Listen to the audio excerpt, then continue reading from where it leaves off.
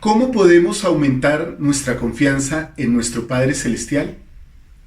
Dios tiene un plan para frustrar todos los ataques y los esfuerzos de Satanás. Él ha preparado un medio para que las puertas del infierno no prevalezcan contra nosotros.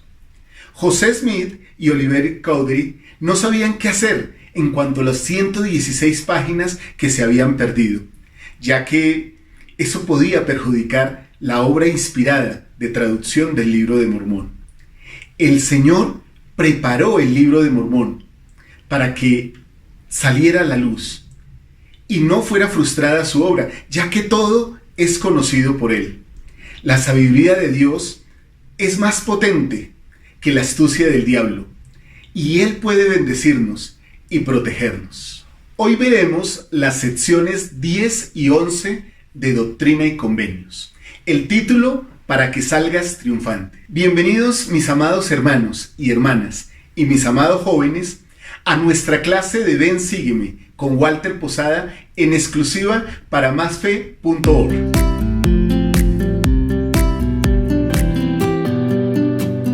Másfe.org es el portal en habla hispana más importante de contenidos con actualidad, eventos y noticias de la iglesia. Les invitamos a que se suscriban aquí a nuestro canal y nos sigan en todas nuestras redes.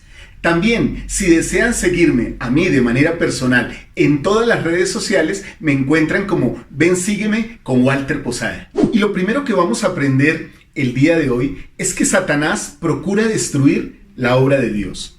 Y como contexto de esta parte, José Smith había perdido 116 planchas o 116 páginas, mejor, de su traducción.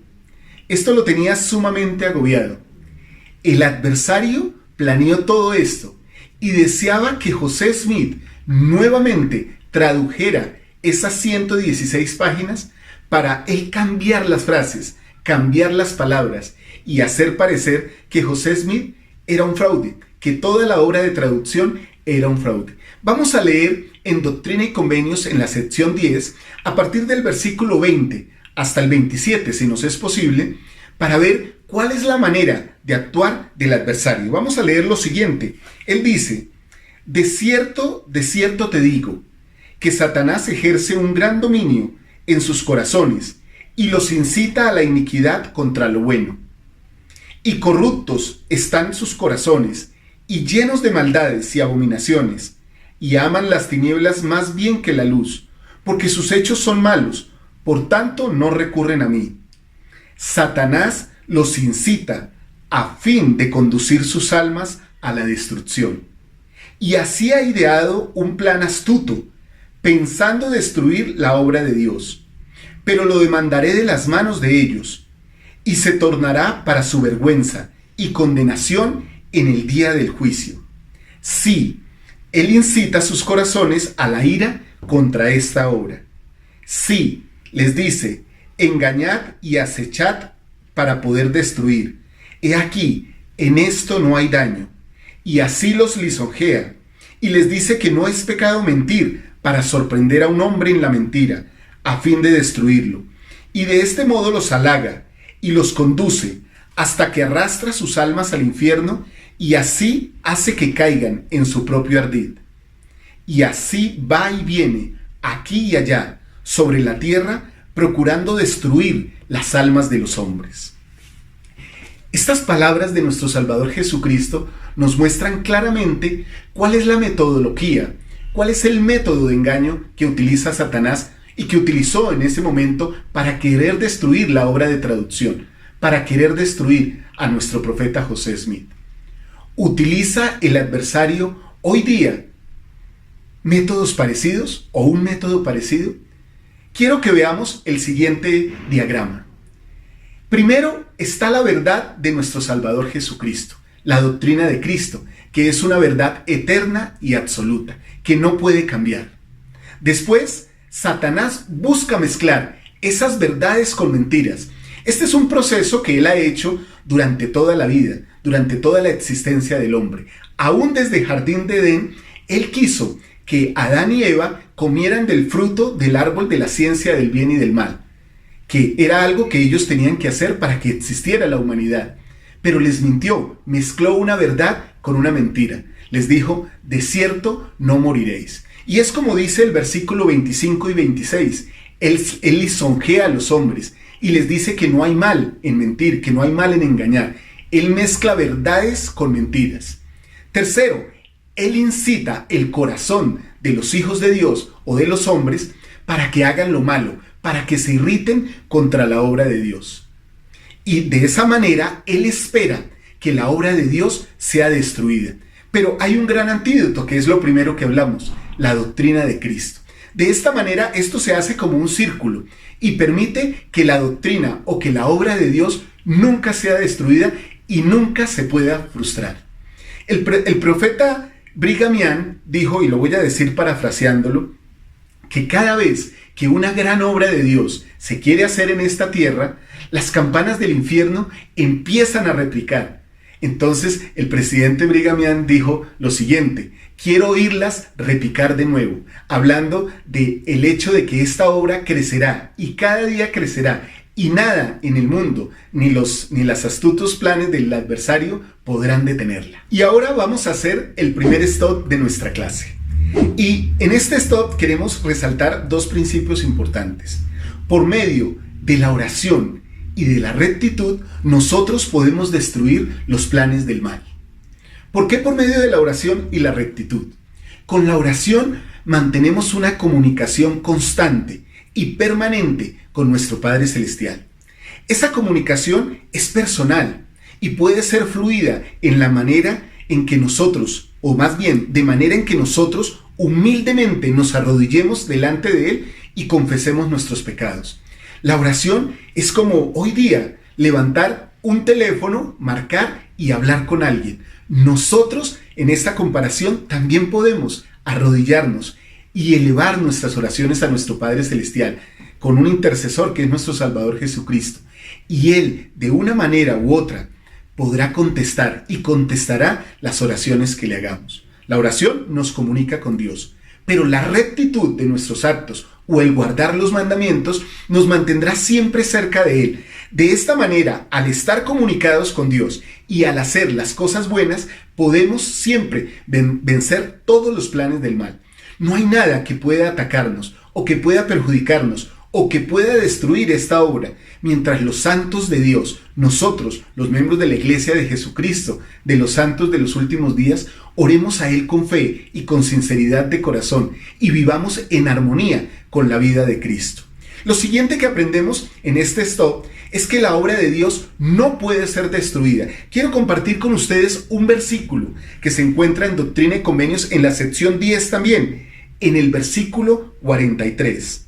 Dice lo siguiente el Señor: no permitiré que destruyan mi obra. Sí, les mostraré que mi sabiduría es más potente que la astucia del diablo.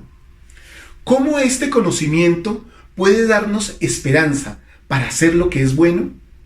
Pensemos un poco en eso.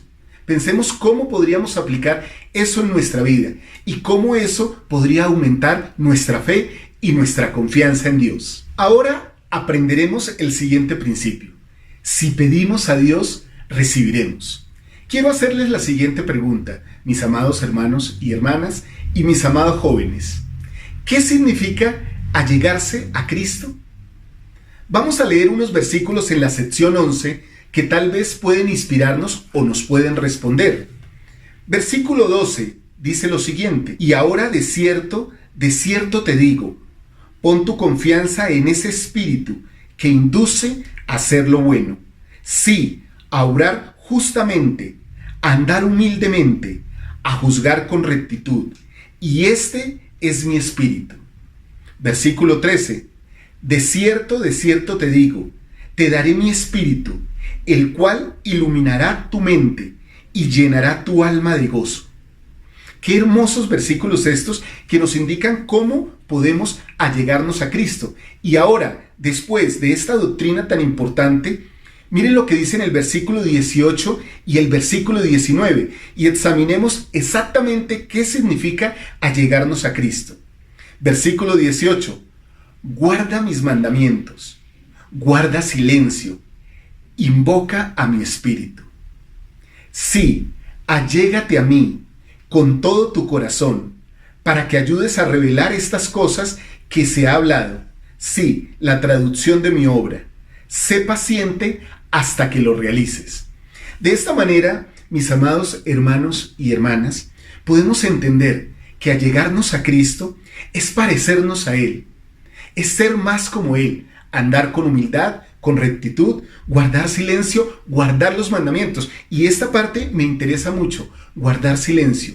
La oración que estudiamos en el principio anterior en el stop nos invita a que después de la oración guardemos por un momento silencio, meditemos para que el Señor pueda responder a nuestro corazón, a nuestra mente, a nuestro espíritu con sus palabras.